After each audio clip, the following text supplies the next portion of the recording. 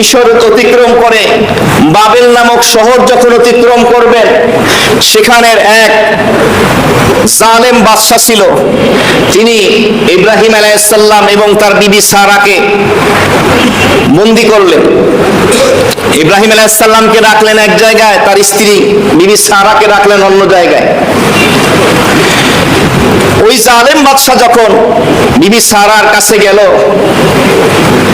তার সম্মান হানি করার জন্য, এক বর্ণনা এসছে তার ওই কক্ষের ভিতরে, প্রাসাদের ভিতরে ভূমিকম্প শুরু হয়ে গেল। আর এক বর্ণনা এসছে তার হাতগুলো, দেহটা অবশ হয়ে গেল, প্যারালাইসিস হয়ে গেল। তখন সে সারার কাছে আবেদন করলো, বুঝতে পারলো ইনি নেককার নারী, যে তুমি আমার জন্য দোয়া করো, আমি আর অন্যায় কাজে এগোবো না। তিনি দোয়া করলেন, সুস্থ হয়ে গেল, আবার আগালো। এভাবে একবার, দুইবার করে তিনবার। চতুর্থবার বললো, এবারের জন্য আমাকে মাফ করে দাও। আবার সে সুস্থ হয়ে গেল। এরপরে ইব্রাহিম আলাইহিস সালাম এবং সারাকে তিনি মুক্ত করে দিলেন।